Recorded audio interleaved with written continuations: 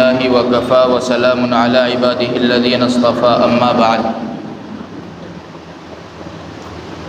فأعوذ بالله من الشيطان الرجيم بسم الله الرحمن الرحيم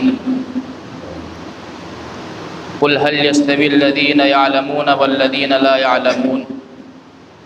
إنما يتذكر أولو الألباب وقال تعالى وعلمك ما لم تكن تعلم وكان فضل الله عليك عظيما صدق الله العظيم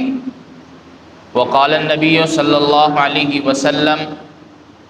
خيركم من تعلم القرآن وعلمه أو كما قال عليه الصلاة والسلام سبحان ربك رب العزة عما يصفون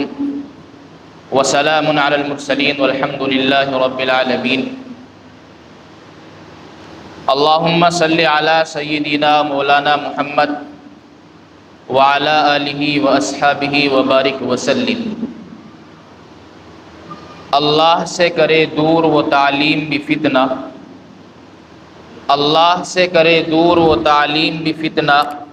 مال بھی اولاد بھی جاگیر بھی فتنہ، ناحق کے لیے اٹھے وہ شمشیر بھی فتنہ، شمشیر ہی کیا نعرہ تکبیر بھی فتنہ۔ پہلے تعلیم سے تم موڑ دیے جاؤ گے، پہلے تعلیم سے تم موڑ دیے جاؤ گے، پھر کسی جرم سے تم جوڑ دیے جاؤ گے، ہاتھ سے ہاتھ کی زنجیر بنا کر نکلو ورنہ دھاگے کی طرح توڑ دیے جاؤ گے۔ عزیزان گرامی، اس وقت میں آپ حضرات کے سامنے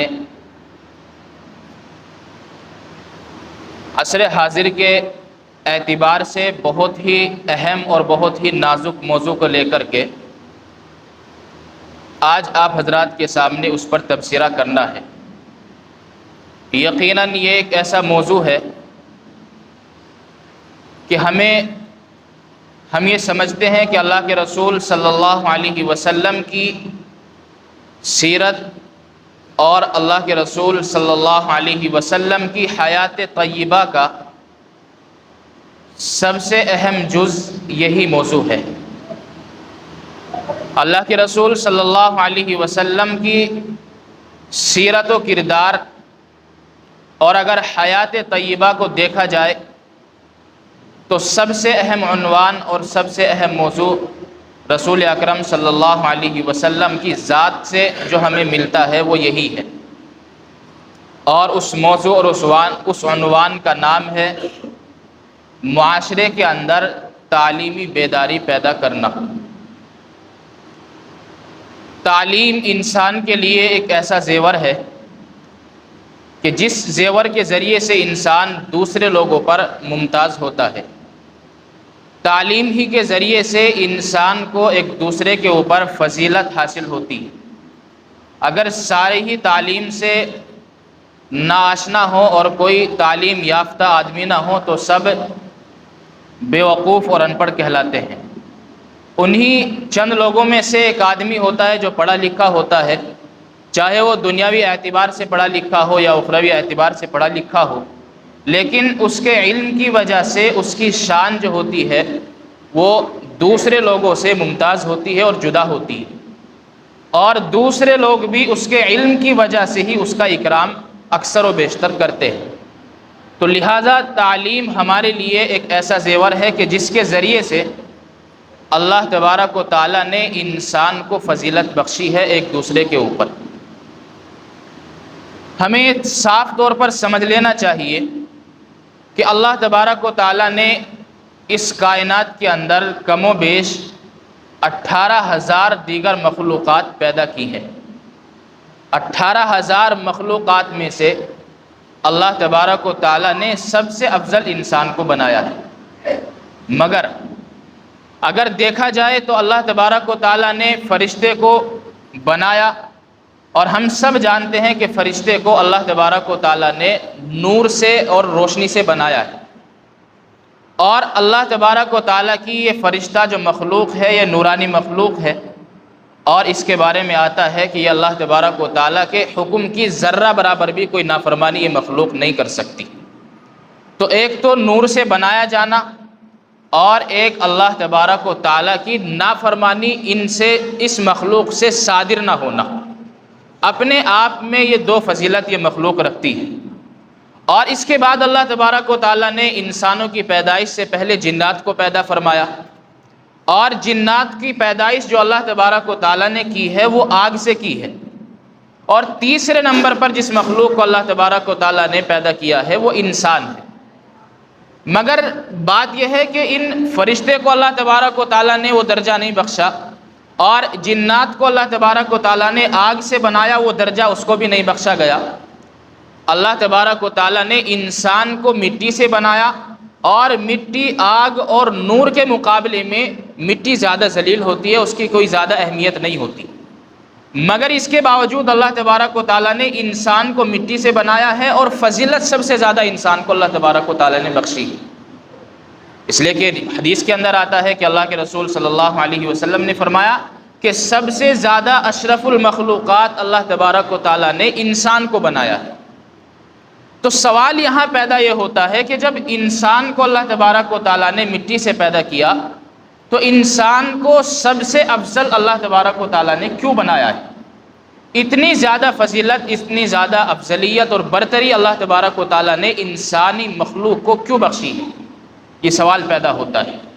اور اس سوال کا جواب خود اللہ تبارک و تعالیٰ نے قرآن کریم کے اندر دیا ہے۔ اور جب اللہ تبارک و تعالیٰ نے انسان کی پیدائش کا ارادہ کیا، تو فرشتوں کو مخاطب کر کے اللہ تبارک و تعالیٰ نے فرمایا تھا وَإِذْ قَالَ رَبُّكَ لِلْمَلَائِكَةِ إِنِّي جَاعِلٌ فِي الْأَرْضِ خَلِيفَةً قَالُوا أَتَجْعَلُ فِيهَا مَن يُفْسِدُ فِيهَا وَيَسْفِكُ الدِّمَاءَ۔ پہلا جو جملہ ہے اور آیت کا حصہ ہے، اللہ تبارک و تعالیٰ نے فرشتوں سے کہا، اے فرشتوں کی جماعت، میں زمین کے اندر اپنا ایک نائب اور اپنا ایک خلیفہ اور ایک مخلوق انسان کی شکل میں زمین کے اوپر بھیجنا چاہتا ہوں، پیدا کرنا چاہتا ہوں۔ اب فرشتوں نے اللہ تبارک و تعالیٰ سے عرض کیا، اے اللہ، آپ جو اس مخلوق کو پیدا کرنے کا ارادہ کر رہے ہیں، اس کے پیچھے آپ کی منشا کیا ہے، آپ کا مقصد اور آپ کا ارادہ کیا ہے؟ اور یہ مخلوق جس کو آپ نے بھیجنے کا اور پیدا کرنے کا ارادہ کیا ہے، اس کے چند اعمال اور اس کا تھوڑا سا مختصر سا کردار ہمیں بتا دیجیے، تاکہ ہمیں بھی اطمینان ہو جائے، ہم بھی مطمئن ہو جائے۔ اللہ تبارک و تعالیٰ نے بتایا کہ انسانی جو مخلوق ہے وہ یہ کرے گی، اور اس طرح میں اس کو زمین کے اندر بھیجوں۔ فرشتوں کے ذہن میں پھر سے ایک سوال پیدا ہوا، اور فرشتوں نے اللہ تبارک و تعالیٰ کے سامنے اس سوال کا اظہار کیا، اور فرشتوں نے کہا قالوا اتجعل فیہا من یفسد فیہا ویسفک الدماء، اے اللہ، اگر بات آپ کی عبادت کی ہے تو ہم آپ کی عبادت مستقل طور پر کرتے ہیں، وَنَحْنُ نُسَبِّحُ بِحَمْدِكَ وَنُقَدِّسُ لَكَ، ہم آپ کی ہمیشہ پاکیزگی بیان کرتے ہیں، ہم آپ کی ہمیشہ تسبیحات کرتے رہتے ہیں، ہر وقت آپ کی اطاعت میں ہم لگے ہوئے ہیں۔ اگر اطاعت کی بات ہے تو ہم کافی ہیں۔ اور اسی طریقے سے آپ نے جس مخلوق کو زمین کے اندر بھیجنے کا ارادہ کیا ہے، وہ جب زمین کے اندر جائے گی تو فساد پھیلائے گی، خون ریزی کرے گی، ایک دوسرے کا خون چوسنے کو ہمیشہ تیار رہے گی، اور زمین کا جو نظام ہے اور کائنات کو جو نظام ہے وہ سارا کا سارا درہم برہم ہو جائے گا۔ اور فرشتوں نے اللہ کے سامنے یہ سوال کے اپنا اظہار کیا۔ اللہ تبارک و تعالیٰ نے جواب دیا قال انی اعلم ما لا تعلمون، فرشتوں، حقیقت یہ ہے کہ جس چیز کو میں جانتا ہوں اس چیز کا تمہیں علم نہیں۔ پھر اس کے بعد اللہ تبارک و تعالیٰ نے حضرت آدم یعنی انسان کی فضیلت کو فرشتوں کے سامنے ظاہر کرنے کا ارادہ کیا، اور اللہ تبارک و تعالیٰ نے حضرت آدم علیہ السلام کو کائنات کے اندر جو بھی چیزیں پیدا کی تھی ان ساری چیزوں کا علم اللہ تبارک و تعالیٰ نے حضرت آدم کو دے دیا۔ وعلم آدم الاسماء كلها، اور حضرت آدم علیہ السلام کو اللہ تبارک و تعالیٰ نے ہر چیز کا علم سکھا دیا، اور ہر چیز کے نام اللہ تبارک و تعالیٰ نے ایک ایک کر کے حضرت آدم علیہ السلام کو سکھا دی۔ پھر اس کے بعد اللہ تبارک و تعالیٰ نے فرشتوں کے سامنے یہ ساری چیزیں جس کے نام اللہ تبارک و تعالیٰ نے حضرت آدم علیہ السلام کو سکھائے تھے، یہ ساری چیزیں فرشتوں کے سامنے پیش کی اور فرشتوں سے کہا انبئونی باسماء ہؤلاء ان کنتم صادقین، آپ تمام فرشتوں کی جو جماعت ہے تمام مل کر کے یہ جو سامنے اشیاء رکھی ہوئی ہیں ان کے نام بتا دیں۔ فرشتوں کو ظاہر ہے معلوم نہیں تھا، تو فرشتوں نے اپنی لا علم کا اظہار کیا، قالوا سبحانک لا علم لنا الا ما علمتنا، اے اللہ آپ کی ذات پاک ہے، ہمیں اس کے بارے میں علم ہی نہیں ہے، جو چیز ہمیں آپ نے سکھائی ہی نہیں ہے ہم آپ کو کیسے بتا سکتے ہیں، اور ان اشیاء کے نام جس کے بارے میں ہمیں علم نہیں ہے تو پھر ہم کیسے بتا سکتے ہیں۔ اس کے بعد اللہ تبارک و تعالیٰ نے کہا قال یا آدم انبئہم باسمائہم، اے آدم اب آپ کی باری ہے، یہ ساری اشیاء جو ساری چیزیں آپ کے سامنے رکھی ہوئی ہیں اب آپ ان کے نام بتائیے۔ اب ظاہر ہے حضرت آدم علیہ السلام کو یہ نام پہلے سے سکھلا دیے گئے تھے، اس لیے حضرت آدم علیہ السلام نے ساری چیزوں کے نام فرشتوں کے سامنے بیان کر دیے۔ اس کے بعد اللہ تبارک و تعالیٰ نے فرمایا قال الم اقل لکم انی اعلم غیب السماوات والارض، اے فرشتوں کی جماعت کیا میں نے آپ سے پہلے نہیں کہا تھا کہ میں غیب کی باتوں کو جاننے والا ہوں، وَأَعْلَمُ مَا تُبْدُونَ وَمَا تَكْتُمُونَ، اور کیا ظاہر ہے کیا چھپا ہوا ہے، ان ساری چیزوں کا علم جو ہے وہ مجھ کو ہے، یعنی اللہ تبارک و تعالیٰ کی ذات کے پاس ان تمام چیزوں کا علم ہے۔ تو اللہ تبارک و تعالیٰ نے فرشتوں کے اوپر حضرت آدم علیہ السلام کو جو فضیلت بخشی ہے، اور اس فضیلت کا اظہار اس طریقے سے اللہ تبارک و تعالیٰ نے کیا ہے فرشتوں کے سامنے کہ فرشتوں کو لا علمی کا اظہار کرنا پڑا، اور جیسے ہی حضرت آدم علیہ السلام کو اللہ تبارک و تعالیٰ نے حکم دیا کہ ان چیزوں کے نام بتاؤ، تو حضرت آدم علیہ السلام نے ان تمام اشیاء اور ان تمام چیزوں کے نام سب کے سامنے بیان کر دیے۔ تو یہ فضیلت اللہ تبارک و تعالیٰ نے علم کے ذریعے سے انسان کو بخشی ہے۔ سوال یہاں پیدا ہوتا ہے کہ علم سے مراد کون سا علم ہے؟ اس لیے کہ ایک علم تو وہ ہے جسے ہم اور آپ مدرسوں میں اور اسی طریقے سے مکاتب میں، مراکز میں، مساجد میں حاصل کرتے ہیں، جس کو ہم علوم اخروی بھی کہتے ہیں اور علوم اسلامی بھی دوسرا نام اس کو دیتے ہیں، اور اسی طریقے سے دین کی مناسبت جس چیز کے ساتھ ہو سکتی ہے اس چیز کا علم حاصل کرنا، یہ علوم اخروی کہلاتے ہیں، علوم اسلامی کہلاتے ہیں۔ اور ایک علم ہوتا ہے علم دنیاوی، جس کو علوم عصری بھی کہا جاتا ہے۔ اب سوال ہمارے ذہن میں یہ پیدا ہونا چاہیے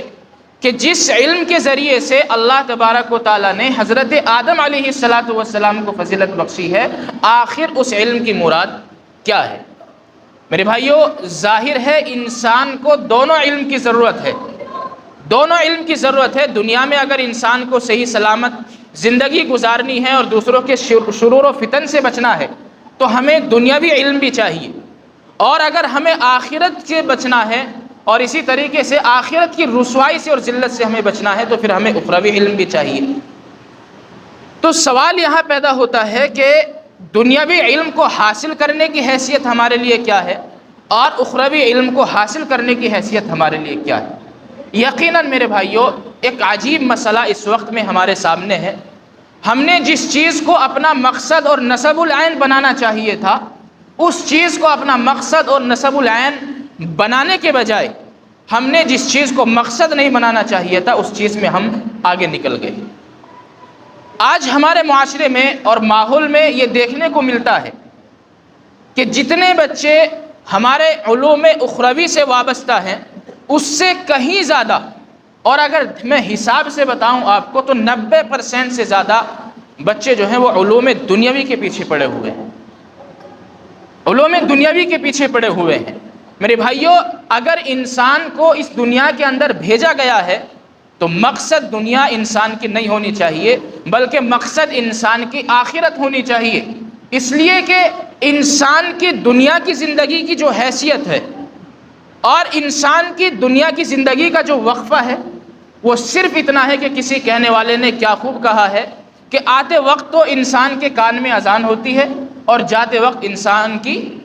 نماز جنازہ پڑھی جاتی ہے، اس کے علاوہ اس دنیا کی حیثیت کچھ نہیں۔ اور درمیان میں جو وقت یہ دنیا میں زندگی گزارنے کا ہمیں ملتا ہے، یہ جو آخرت کی زندگی ہمارے لیے اصل شروع ہونے والی ہے، اس زندگی کو کامیاب بنانے کے لیے یہ دنیا کی زندگی کا تھوڑا سا وقفہ ہمیں دیا گیا ہے۔ اگر ہم اپنی آخرت کی زندگی کو کامیاب بنانا چاہتے ہیں تو اس دنیاوی زندگی کو استعمال کرنا ہوگا۔ اگر آخرت کی زندگی کو ہم کامیاب نہیں بنانا چاہتے تو جیسے مرضی اس دنیاوی زندگی کو گزاریں۔ میرے بھائیوں، آج دیکھنے میں آتا ہے کہ ہمارے معاشرے کے اندر دینی تعلیم کی طرف اتنا میلان اور اتنی رغبت نہیں ہے جتنا دنیاوی تعلیم کی طرف ہے۔ اور بہت سارے لوگوں کے ذہنوں میں یہ سوال پیدا ہوتا ہے کہ اگر ہم دنیاوی تعلیم سے ہٹا کر کے اپنے بچوں کو دینی تعلیم میں جوڑیں گے، ان کو عالم، حافظ، قاری یا مولوی یا مفتی یا کچھ ایسا بنائیں گے، تو ہمارے بچے کھائیں گے کہاں سے؟ اس لیے کہ ان عالموں کی، ان مولویوں کی تنخواہ تو بہت کم ہوتی ہے۔ میرے بھائیوں معاف فرمائیے گا، میں دراصل بات یہ ہے کہ اپنے بیانات میں کسی کی کوئی رعایت نہیں کرنا چاہتا، چاہے وہ مالدار ہو، چاہے غریب ہو، چاہے قریبی ہو، چاہے دور کا ہو۔ جو حقیقت ہوتی ہے میں سمجھتا ہوں کہ اس کو بیان کیا جائے۔ میرے بھائیوں، حقیقت یہ ہے کہ آج کا ہمارا ماحول اور ہمارا معاشرہ دنیا کی طرف زیادہ چل رہا ہے اور اخروی علم کی طرف ہمارا معاشرہ نہیں چل رہا۔ اس لیے کہ سوال ہی ایسا ذہن میں پیدا ہو گیا کہ اگر ہم نے عالم بنا دیا تو کھائے گا کہاں سے، کمائے گا کہاں سے؟ میرے بھائیوں، آپ کے ذہن میں یہ بات بھی تو پیدا ہونی چاہیے کہ اگر آپ کسی عالم کو تنخواہ دینے والے، کسی عالم کو ہدیہ دینے والے، کسی عالم کو، حافظ کو، قاری کو معاوضہ اور مدرسے میں تنخواہ دینے والے بھی تو آپ ہی لوگ ہیں نا۔ جب آپ اپنے ان بچوں کی فکر کرتے ہیں تو آپ ان کی بھی فکر پیدا کریں نا اپنے ذہن کے اندر۔ اپنے بچوں کے بارے میں تو فکر پیدا ہوتی ہے کہ میرا بچہ کھائے گا اور کمائے گا کہاں سے، لیکن جو دینی تعلیم کے ساتھ اپنے بچوں کو اور تمہارے بچوں کو دینی تعلیم سے نوازتے ہیں اور ہمیشہ تمہارے بچوں کی اور ہمارے اپنے بچوں کی عقائد کی درستگی کے لیے ہمیشہ لگے رہتے ہیں، آپ ان کے بارے میں کبھی خیال نہیں رکھتے۔ یہ حقیقت ہے اور یہ اس معاشرے کی کڑوی سچائی ہے کہ انسان اسکول، کالج کے اوپر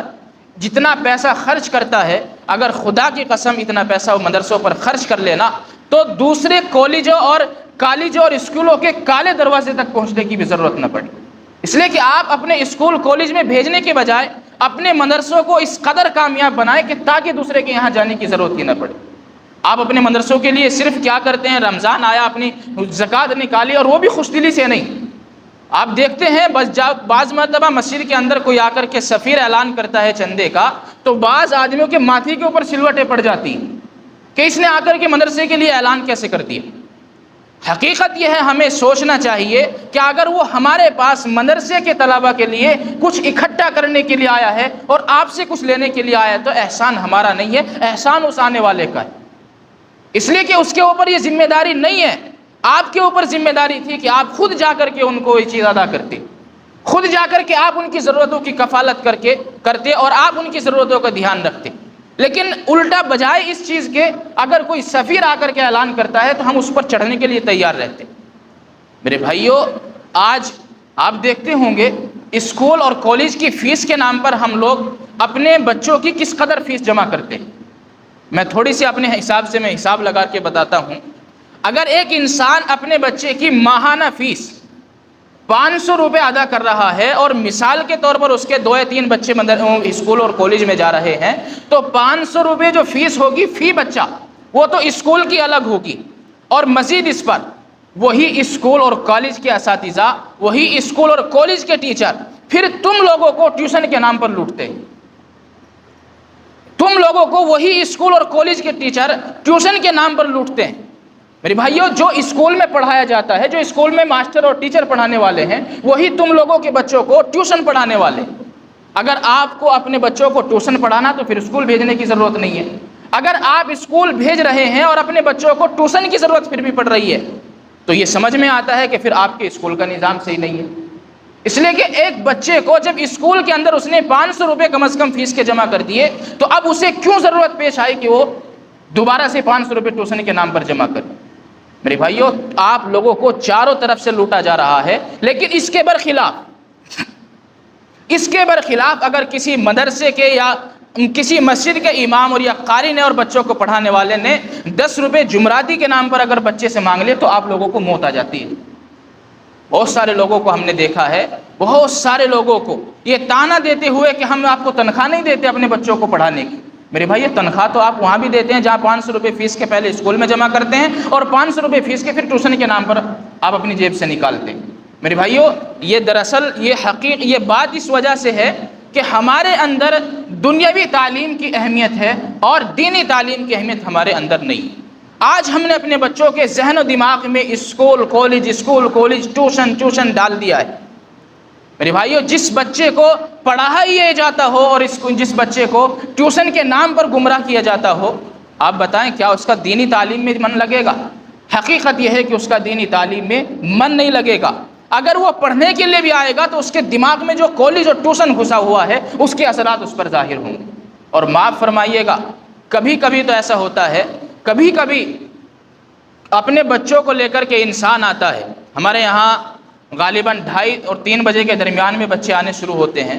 اور بعض مرتبہ ایسا ہوتا ہے کہ 3:30 بجے کے قریب ایک آدمی اپنے بچوں کو لاتا ہے اور آ کر کے کہتا ہے کہ 4 بجے ٹیوشن ہے، اس کو چھٹی دے دینا۔ اب آپ دیکھیں، صبح وہ پڑھنے نہیں آیا، اسکول میں چلا گیا، شام کو 3:30 بجے پڑھنے آیا، 4 بجے وہ ٹیوشن میں چلا گیا۔ تو اسکول کے لیے ہمارے پاس میں 4 گھنٹے 6 گھنٹے ہیں، اور مسجد کے لیے اور دینی تعلیم کے لیے، اخروی تعلیم کے لیے جو ہمارا مقصود ہونا چاہیے تھا، اس کے لیے ہمارے پاس آدھا گھنٹہ اور 1 گھنٹہ بھی نہیں ہے۔ یہ اس معاشرے کی حقیقت اور یہ معاشرے کی کڑوی سچائی ہے۔